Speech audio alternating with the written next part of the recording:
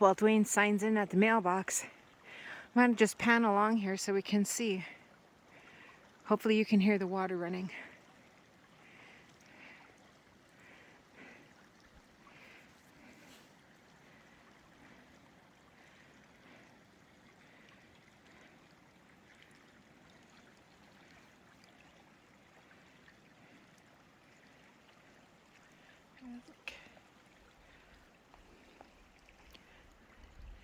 Kind of a 360 view there.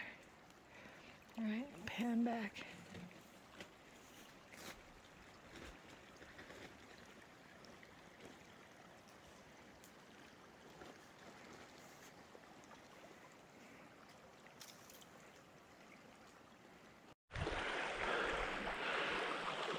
Came into this nice little cascade area. Just gonna stand here for a minute and see if the GoPro picks up the rustling water. Beautiful sound, beautiful place.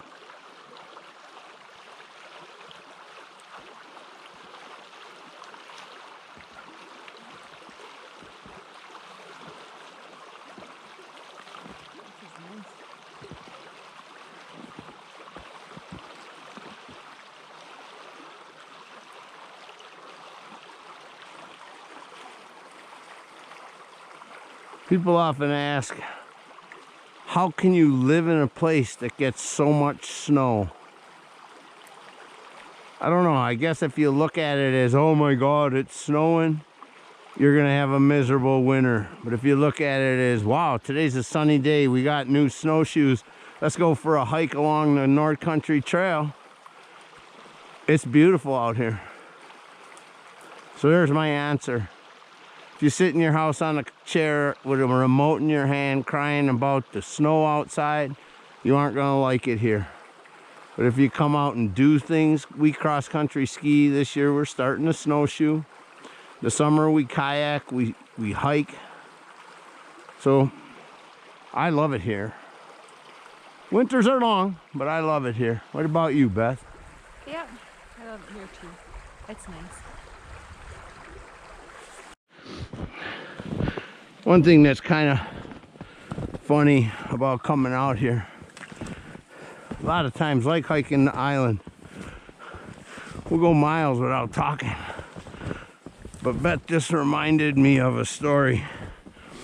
Now, just as I spoke earlier about being the one that kind of got Beth planted the seed about hiking and backpacking, she's the one that got me kayaking. I kayaked once as a boy.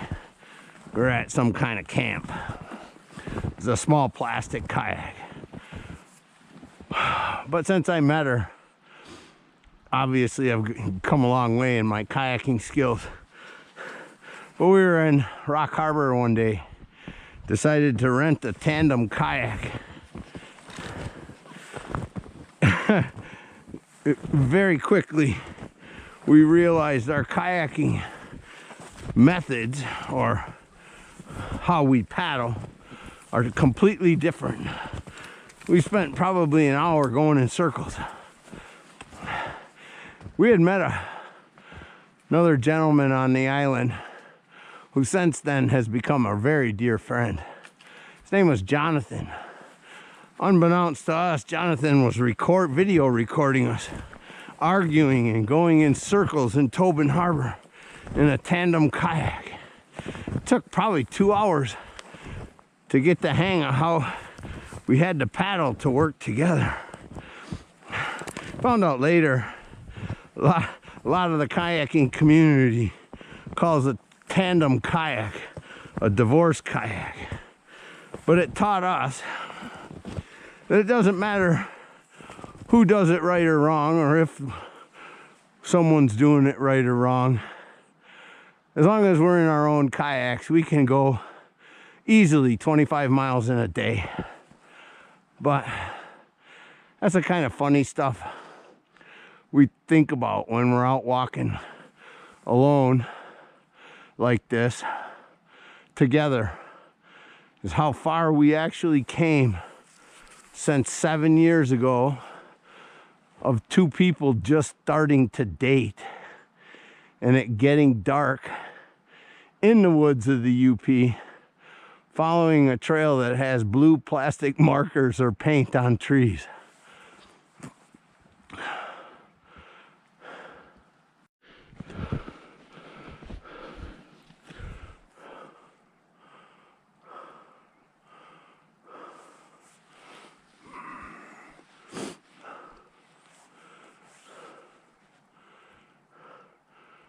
We're actually getting really close to the falls. Best coming down the hill.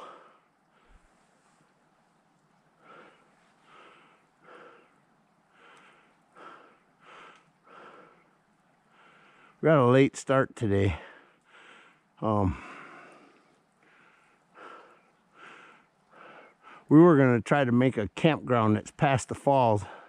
Last time we were here, there was the biggest paper wasp nest I'd ever seen in my life. But I think we're gonna go to the falls and turn around and go back. We don't want to get caught on trail in the dark. Not like you can get lost following your snowshoe path back, but there's been some tough. I haven't walked this far in snowshoes before, so it's a workout. Plus, the sun's going down. Like I said, although I'm not afraid of getting lost out here, once the sun goes down, it gets really cold really fast. So, as you can see, we come back down the ridge. We're on side of the river again. I can hear the falls, but I don't know if GoPro can pick it up.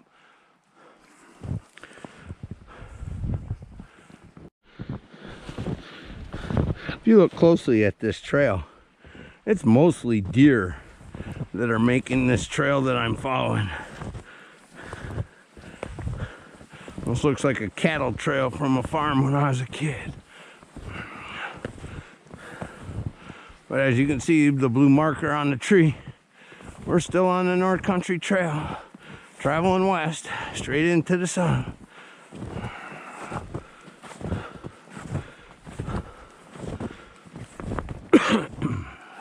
No wonder we haven't seen any wildlife. We sound like a herd of elephants tromping through this wet, packy snow.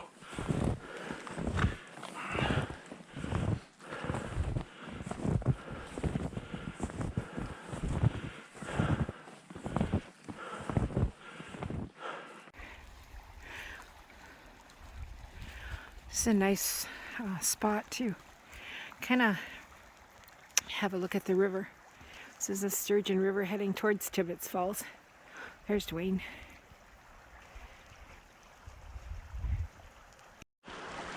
We're actually getting real close to the falls now.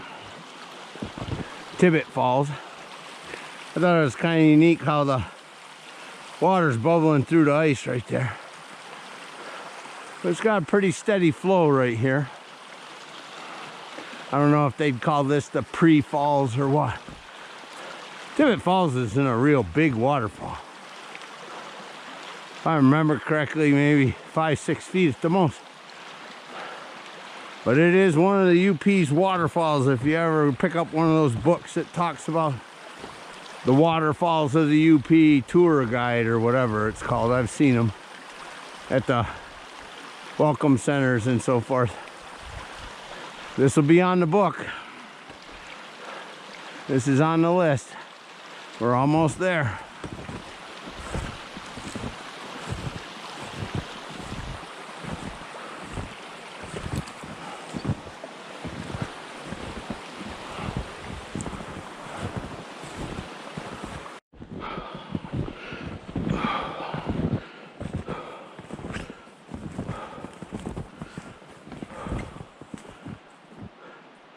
I'm not sure if GoPro can pick it up, but we hear the waterfall very loudly now. I'm sure it's not going to pick it up over the crunching of my snowshoes.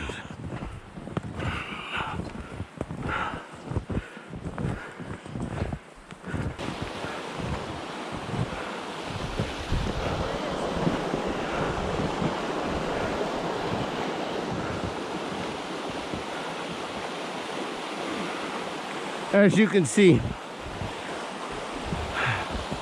it's not the most spectacular of Michigan waterfalls.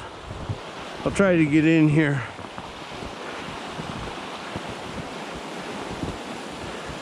That is Tibbets Falls. There's another one down there, and in the spring when it's running, it goes all the way across. I'm gonna shut the GoPro down now. Beth can get in here with her phone.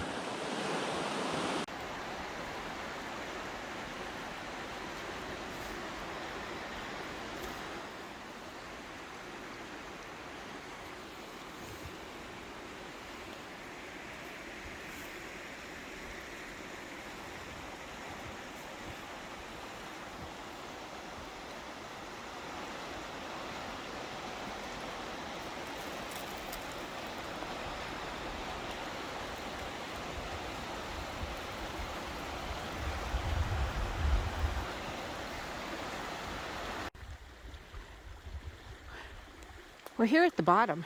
I just want to share just how beautiful it is.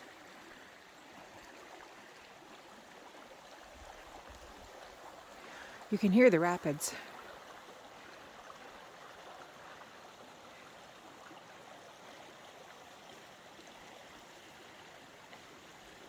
As you can see, Tibbets Falls is really various cascading falls. In the springtime, it's very impressive when the melt's all happening and this thing's flowing up to the banks. But that one back there is about the most significant drop, really.